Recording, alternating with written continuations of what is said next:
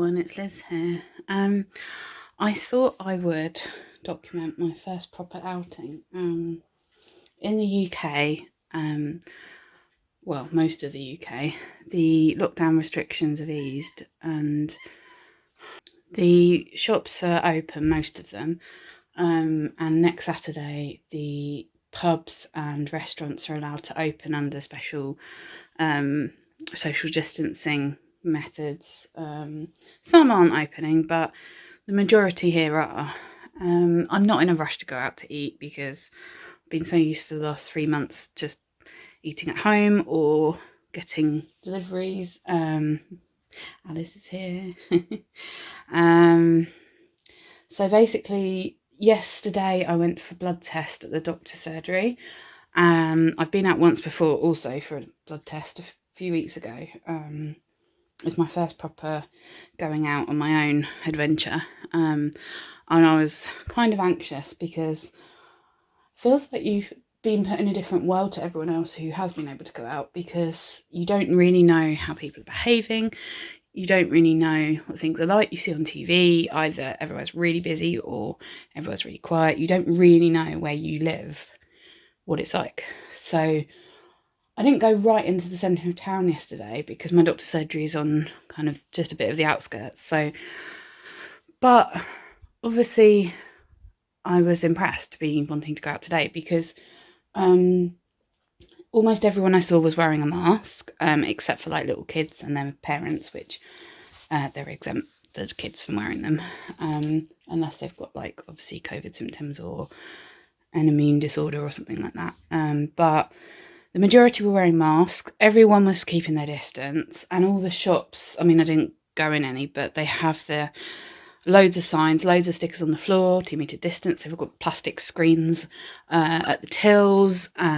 You have to pay by contactless if possible, because they're not really like, they can handle money, but it puts them at risk because of the spread of germs and stuff.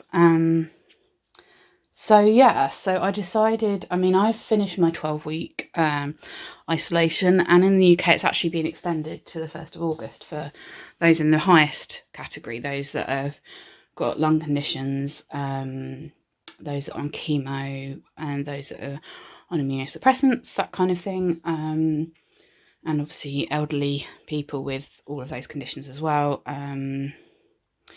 But I've got my mask. I've got a zebra print mask.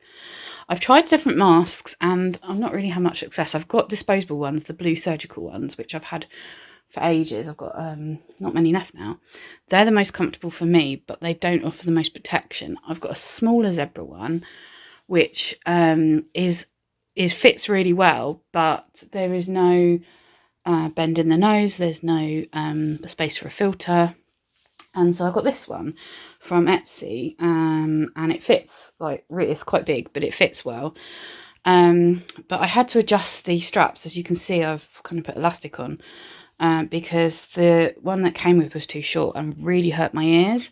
And having Sjogren's, like, I find that it hurts behind my ears. I know you could probably like sew on tape, not tape, what's it called? Well, where you tie it behind your head, but I'm not for that.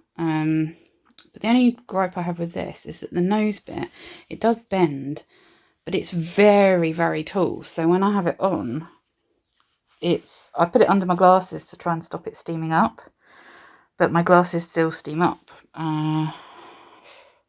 There. A lot of people have suggested, put your glasses over the mask, spray your glasses with an anti-fogging thing, but I've tried all that and it's not worked.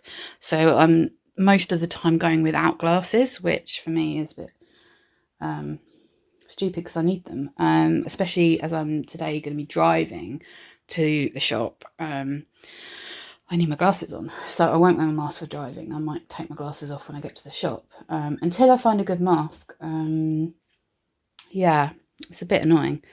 But I'm going to B&M. That is a discount shop. I have a few bits I've needed for ages that I can't get online cheap enough, and I'm in the position now where I don't feel like I want to ask people I know to go for me because I can actually go myself. I'm not really at risk, although I have an autoimmune condition. I'm not listed in the highest risk, and I'll wear my mask, and I'll be very careful. So I will let you know how I get on, and probably show you some video of when I'm there to show you what it's like. Okay, so I'm here. When I was getting ready to go out, oh my god, I was sweating, I was hot. I think it was a mixture of my POTS and anxiety. I'm so deconditioned. My POTS, anything I do gets activated, and I was like getting dressed, brushing my hair, getting my wheelchair out, and even that set me off, and I was still quite flushed, but the cool air in my car has calmed it down a bit. And luckily I've got space. There's only one space left for disabled. There's nobody queuing at the moment, but I'll show you what it looks like. So there is yellow markings out the front. I can see from here that they've got the screens by the tills, and it says please queue down R17 for all tills. So I will show you once I'm in there. So I'm in.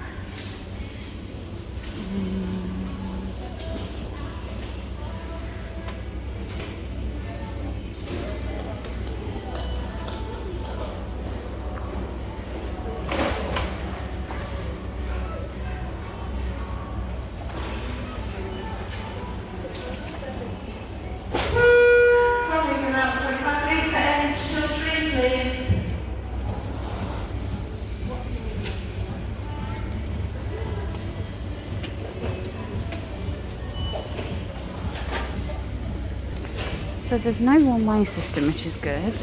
And there's these lines which you have to obviously stay behind. Oh, it's really changed in here as well. So the only thing is, it seems that you have to go down R17 to queue for the tills. But other than that, I'm free at the moment. Nobody here. So those black lines are to tell people the 2 metre distance. So if someone's in front of you, you mustn't cross the line in front of you to maintain 2 metre social distancing.